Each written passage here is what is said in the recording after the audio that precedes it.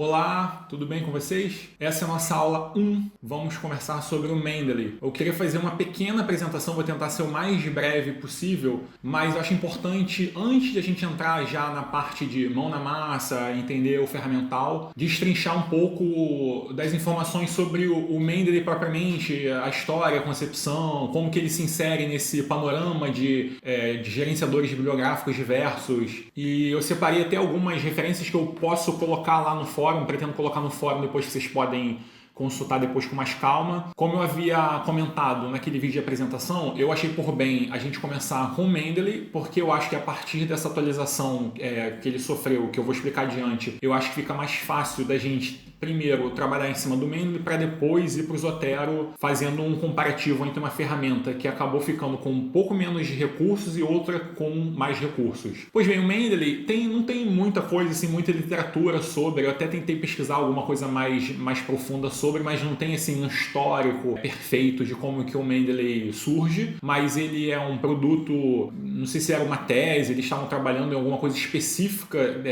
como um software de organização de referência, mas foram 3 doutorandos na Alemanha.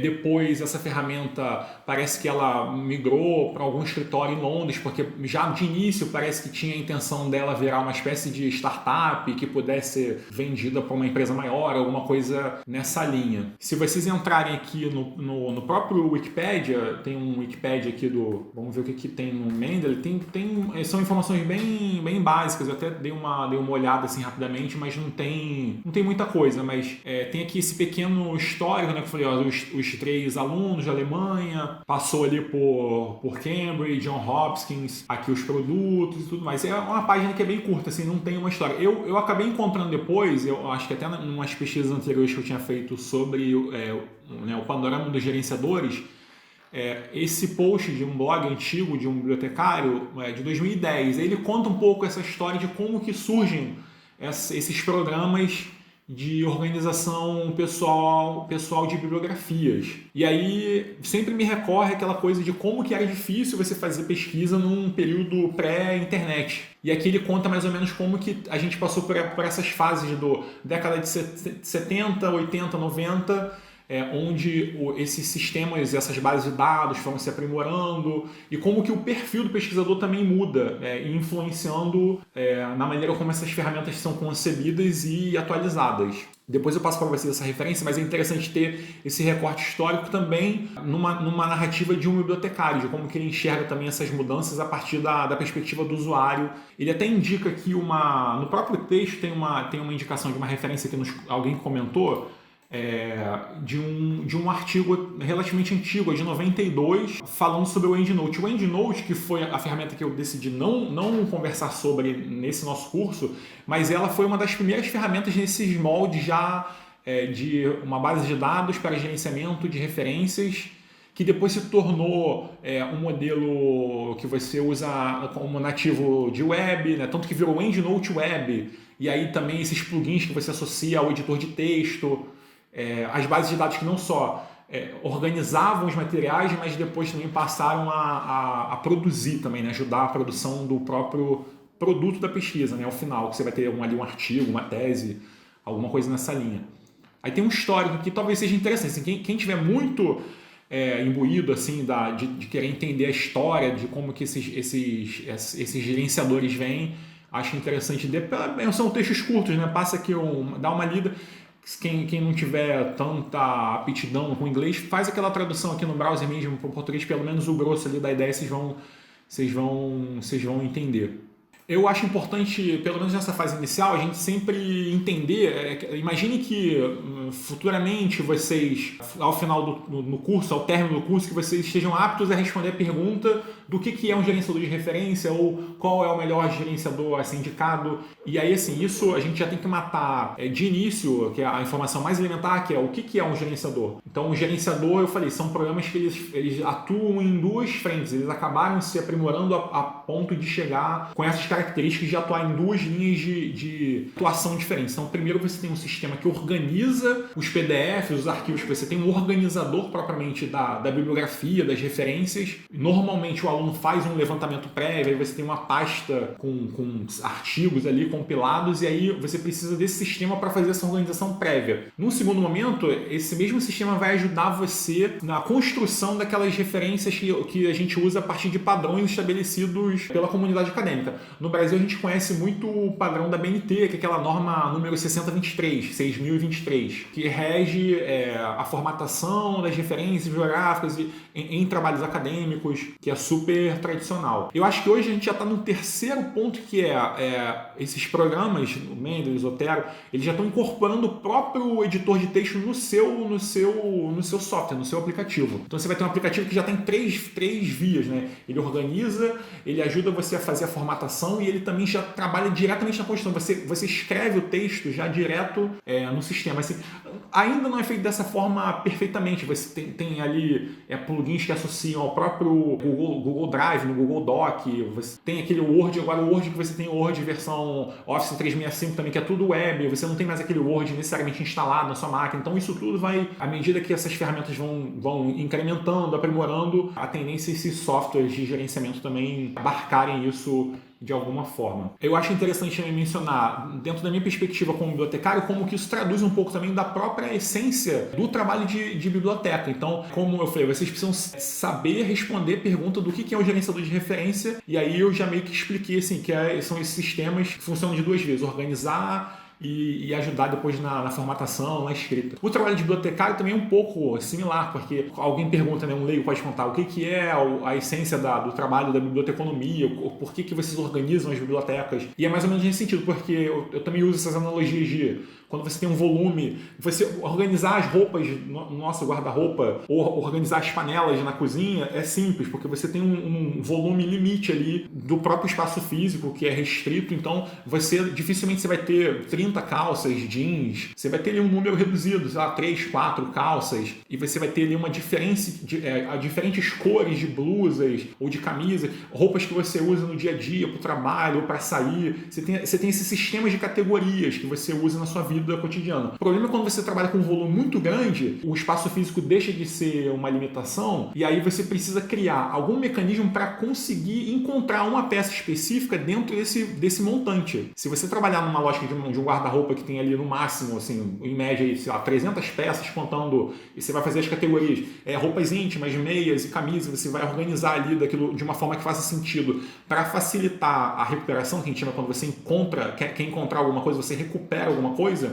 No volume pequeno é fácil de lidar, mas quando o volume extrapola e se torna muito grande, então você tem a produção do conhecimento em diversas áreas, à medida que isso foi crescendo e as bibliotecas foram crescendo em paralelo, foi necessário criar todos esses mecanismos de recuperação da informação. Você tem o histórico do conhecimento registrado desde lá das antigas bibliotecas, tabletas de argila na Mesopotâmia, biblioteca de Alexandria, mas tudo isso trabalhando nessa lógica que eu falei, o ethos da biblioteconomia, de você organizar os registros do conhecimento para fins de recuperação, para você poder encontrar, para você prover aquilo para um pesquisador, para alguém interessado, para um leitor, seja para fins de formação, informação ou recreação. Tá? Então é interessante também a gente pensar como que essas ferramentas traduzem um pouco também do nosso trabalho. Por outro lado, tem uma coisa também que, assim, isso eu também falando dentro da ótica da FRJ, eu enquanto bibliotecário da FRJ, às vezes eu me sinto um pouco hoje relegado à função de terceirizado dessas empresas que detêm aí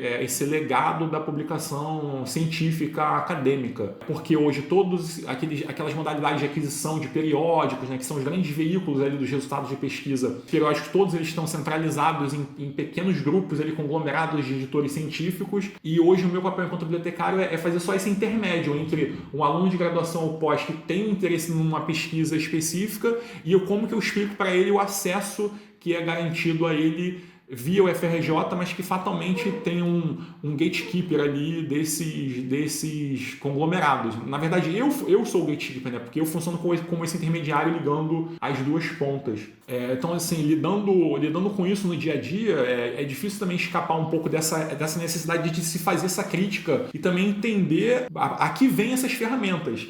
A gente não pode também deixar de considerar que, especialmente em comparação do Mendeley com o Zotero, que uma ferramenta que foi adquirida por um desses grandes conglomerados que é o Mendeley, que foi adquirido pela Elsevier, e o Zotero, que em tese é uma ferramenta de acesso aberto, um código aberto que permite uma participação maior e como que isso interfere no nosso trabalho e na nossa concepção de uma ciência aberta, pura, né? A gente não pode fugir disso daí. Quando eu estava fazendo a minha tese, eu esbarrei também um pouco dessa necessidade de entender essa infraestrutura, de como se insere hoje. Então, aqui eu vou passar também referência para vocês. Tem esse gráfico, que já até é um pouco datado, ele já não é tão recente, mas o Mendeley foi adquirido pela Elsevier. A Elsevier, que é esse grande conglomerado que engloba Science Direct, Scopus, Web of Science, Engineering Village, uma série de outras ferramentas, né, que a gente na academia conhece muito bem, Cival. O Mendeley foi adquirido pela Elsevier e já nesse momento o pessoal já começou a achar estranho esse movimento da Elsevier de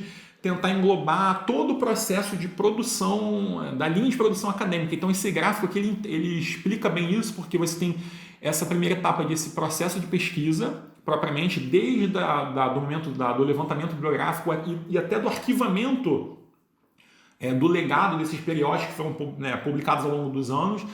E aí você vai ter aqui a etapa do processo de publicação e depois a etapa da avaliação do processo de pesquisa, essas métricas, os sistemas nacionais, transacionais, web qualis, fator de impacto, tudo isso aqui nesse percurso, mas que você tem todo o conglomerado da Elsevier, que é uma única, a gente só está falando de uma única empresa, mas que ela já visiona todo esse modelo como um modelo encerrado dentro dos seus próprios produtos. E aí lembrando que é uma empresa com fins lucrativos. Quando o Mendeley foi vendido para a Elsevier, eu lembro que já naquela época se criou assim, um pouco de resistência ao pessoal que defende muito a questão do acesso livre, da ciência aberta, dessa coisa dos pagamentos, dos royalties e da cessão dos direitos autorais para esses periódicos, para esses conglomerados. O pessoal que era muito ali da comunidade meio que fez um pouco assim de torcer o nariz e migrou para outras ferramentas. Talvez o Zotero tenha crescido um pouco também nesse embalo aí. Mas eu acho que hoje assim, a gente não tem como fugir. É igual esses grandes conglomerados, tal qual o Facebook, Google. É muito difícil fugir deles porque eles oferecem ferramentas na sua maior parte gratuitas, plataformas que a gente hoje é um capital social imenso. A gente usar essas ferramentas, você abdicar desse capital social tem um impacto na nossa vida, tanto pessoal, profissional. É difícil você viver fora, né, desses ecossistemas, mas por outro lado todo mundo sabe que eles estão ali coletando nossos dados e vendendo depois para aparecer uma propagandinha ali do Netshoes, que você vai comprar um tênis, entendeu? Então, assim, o modelo do sistema capitalista a qual eles estão inseridos permite isso. A questão é que a gente sabe, conhecedor de como esse sistema funciona, a gente só não pode ser ingênuo de achar que essas ferramentas não estão coletando nossos dados. Então, assim, tá aí esse gráfico que explica bem como que hoje eles enxergam esses modelos. E, claro, são modelos, que eu falei, privados com fins lucrativos. Sejam bastante cientes disso. É importante também eu mencionar isso porque eu falei assim, existem centenas e dezenas de vídeos e tutoriais no YouTube sobre o Mendeley ou sobre o Zotero. No caso do Mendeley em particular, a gente até no FRJ, a gente lida diretamente com esses representantes comerciais, que são os vendedores dessas empresas, que eles continuamente estão oferecendo esses treinamentos. E claro que assim, por mais isento que a pessoa seja, ela vai sempre pontuar ali os prós e os contras do produto que ela vende. Ela vende esse produto para a FRJ ou vende para o MEC numa escala ali que até a gente nem sabe exatamente como é que funciona. Mas acho que é interessante também a gente se posicionar como um elemento independente dessa indústria. Se um aluno for do interesse do aluno, for adequado para o aluno, a gente divulgar, incentivar ou estimular que se use tal ferramenta, não tem problema nenhum. Mas contanto que eu falei, a gente esteja consciente do nosso papel quanto intermediário, né, dessas empresas de como que o modelo de publicação acadêmica funciona. A gente tem que entender exatamente onde que a gente se situa. E sem também querer ser muito chato em relação a tipo, tudo contra Evil Elsevier Empire, tipo o Império do Mal, assim, porque os caras eles estão cada vez mais ampliando os seus tentáculos. Então aqui todos esses sistemas que alimentam, retroalimentam esses produtos do core business deles, né? Então, assim, todos esses produtinhos a gente tem acesso via o FRJ, via contratos estabelecidos, dinheiro público, né, que é investido nesses sistemas para que o pesquisador lá na ponta tenha acesso. Então, estejam bastante atentos a isso. Mas aí também, assim, eu só estou colocando isso como explicar para vocês esse panorama do Mendeley dentro de uma perspectiva da grande publicação acadêmica. O Mendeley, aí sim, uma coisa que é bom mencionar é o seguinte, o Mendeley atual, eu comentei rapidamente lá no vídeo anterior, talvez até não tenha explicado corretamente, talvez vocês não tenham entendido, que o Mendeley deixou de atualizar, eles mandaram uns releases, tem um Mendeley blog, que no início do ano, no início de 2022, se eu não me engano, eles comunicaram que a partir de setembro, agora, 1º de setembro de 2022, eles não iam mais atualizar ou sustentar o antigo aplicativo que era o Mendeley, aplicativo desktop, né, que eles chamam. Eles migraram tudo para esse Mendeley Reference Manager, que é chama de MRM. Ele é uma espécie de espelho de uma versão cloud. Então, se você entrar no Mendeley, a gente vai ver isso tudo com mais calma à frente, tá? Nas aulas à frente, mas eu só vou explicar para vocês o panorama dessa diferença do que ocorreu aí de poucos meses para cá. Eu estou logado aqui na minha conta, então eu tenho acesso à minha biblioteca, e aqui eu estou logado no browser, tá na internet, então essa é a minha versão cloud. Essa versão cloud, ela só faz um espelho desse aplicativo que eu posso ter instalado na minha máquina. Eu estou com ele aberto aqui, ó. Esse é o aplicativo. Eu estou com um aplicativo, esse é o aplicativo, é um programa que está instalado no meu computador. Ele espelha essa mesma biblioteca aqui nessa versão web cloud, tá? Esse é o modelo atual que o Mendeley está sustentando. Então, assim, eles migraram completamente para essa plataforma aqui. O problema é que antes você tinha um programa, eu vou abrir aqui, que era esse daqui. Esse era o Mendeley clássico, foi o Mendeley Desktop. Esse é o programa instalado na minha máquina. E você tinha que até se você viu a própria diversidade de botões aqui em comparação com olha como é que esse é um pouco mais minimalista e esse aqui é um pouco mais... tem mais informação, porque isso reflete a gama, a variedade de opções de recursos. É como se eles tivessem limado alguns recursos e a gente ficou aqui sem grandes possibilidades de customização da ferramenta. Tá? Muita gente tirou e muita gente migrou para o Zotero em função disso. No meu caso, assim, historicamente eu sempre usei o Mendeley.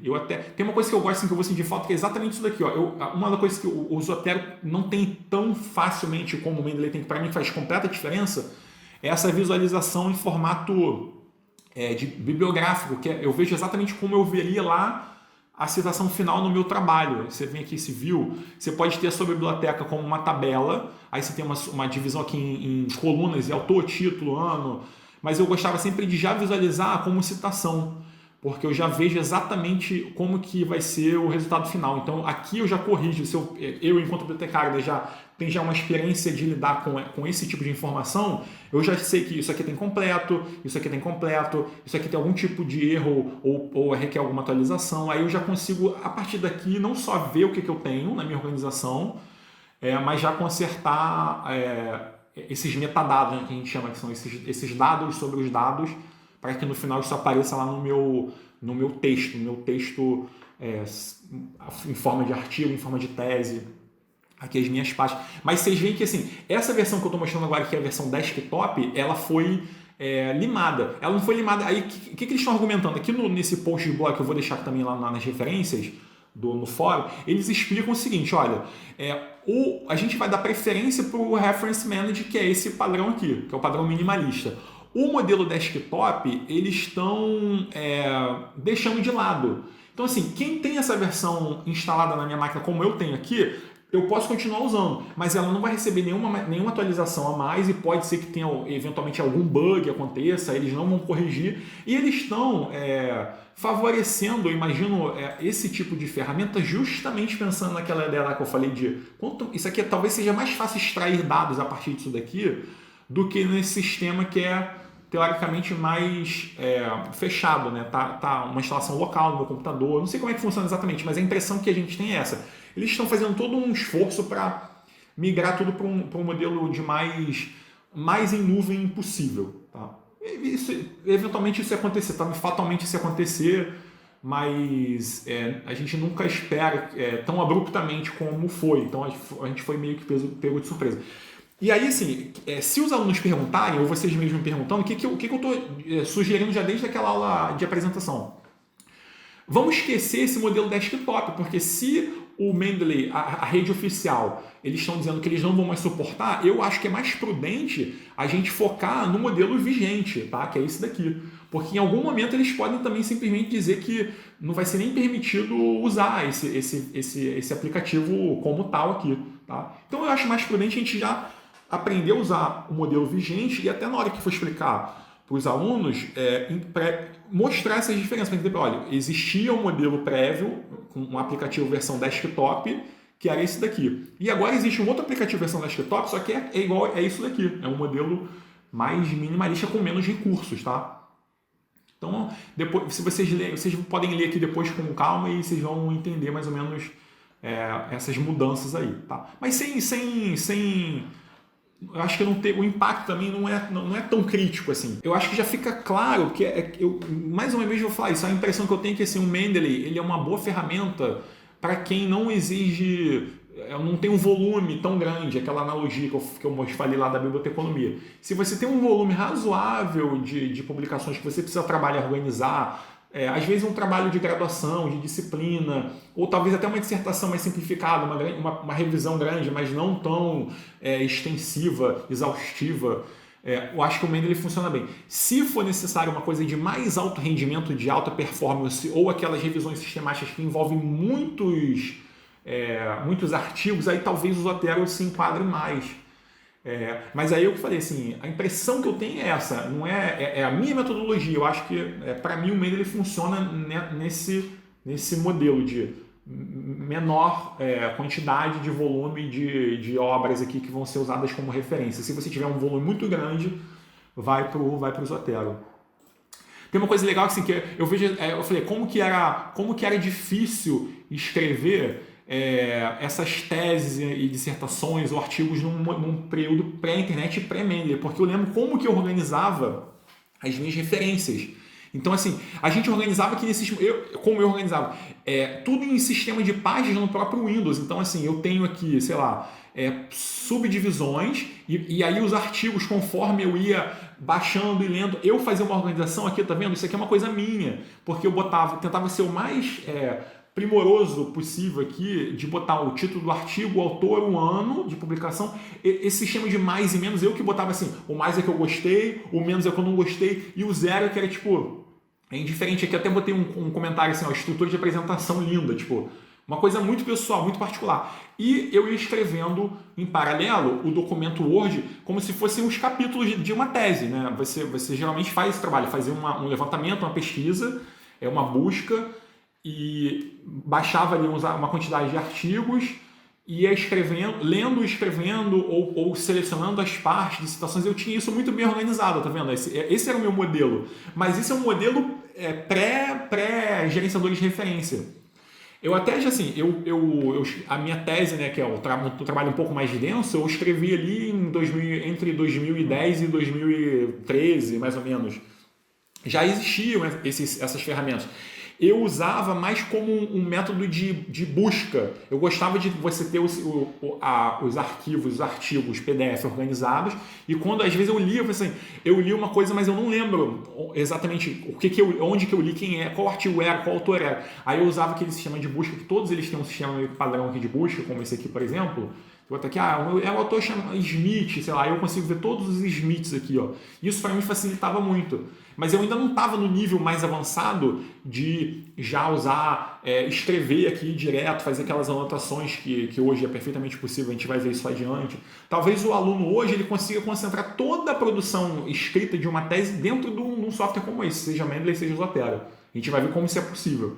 E na minha época eu estava engatinhando ainda. Mas aí isso é interessante que assim, hoje em dia isso aqui já é meio que desnecessário. Organizar em pastas. E aí também aquela analogia do Spotify. Eu sou muito neurótico com as minhas organizações de pastas no Spotify, por exemplo. Esse aqui é o meu Spotify.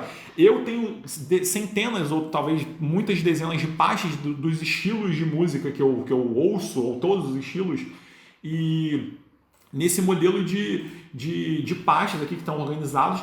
E aí, como eu falei, o legal do Spotify é que você consegue visualizar o sistema completo. Então é interessante porque eu consigo ver, tá vendo, as recomendações do sistema, o que o sistema está interpretando a partir do algoritmo dele, o que pode ser do meu interesse. Eu consigo ver o que os meus amigos, né, os seguidores, entre si. Então, eu falei, imagine no futuro, de repente, você ter esse tipo de ferramental, mas para publicação acadêmica. E aí você vai conseguir fazer todo esse percurso de escrita e de compartilhamento dentro de um único software. Porque hoje a gente tem que navegar vários sistemas, porque você faz o levantamento, você pode ir para o Google Scholar, você pode ir para a Web of Science, para Scopus, aí você faz aquele levantamento, aí você tem editores específicos, JSTOR, áreas de humana, áreas de saúde, PubMed, e aí depois você compila isso, aí você vai guardar esses PDFs aonde, aí depois, entendeu? São várias etapas, eu acho que, e até coisa sem mencionar o Sci-Hub, né, que eu falei. De repente você teria até um método, um Sci-Hub legal, juridicamente legal, onde você teria um campo de busca que ali você conseguiria qualquer artigo gratuitamente, sem ter essa preocupação de ter que entrar no portal CAPES também. São várias etapas. Então, eu imagino que de repente no futuro, mesmo que seja cobrado ali uma coisa razoável, sei lá, uns R$10 por mês, mas que você concentre tudo num lugar só. Então, pode ser que esses sistemas estejam migrando para esse modelo, tá? Então, assim, eu queria só fazer essa breve, não tão curta, mas apresentação do Mendeley como nossa aula 1, uma explicação sobre o Mendeley propriamente enquanto conceito, enquanto como que ele se insere nessa indústria, tá? E a partir daqui, a gente vai fazer mais o mão na massa. Eu vou mostrar esse modelo vocês vão ver na minha tela, na tela de vocês, mas a minha tela, como que eu estou navegando e trabalhando desde o zero. Eu vou até zerar aqui, porque aqui, assim, eu tenho aqui uns resquícios de coisas que eu uso, eventuais, até esses treinamentos que a gente dá em disciplinas, eu estou sempre moldando e atualizando o Mendeley da melhor maneira para poder até passar para os alunos, né, quando a gente faz esses treinamentos. Eu vou zerar eles para eu ficar muito páreo com vocês, como se a gente estivesse fazendo tudo do zero. Eu vou eliminar tudo e a gente vai ver como é que funciona desde o início, todos os recursos, todos os botões, as coisas mais elementares até as mais complexas, tá? Versão web, versão desktop, eu vou explicar tudo isso adiante, tá bom? Então, vamos juntos e aí vejo vocês na próxima. Tchau, tchau.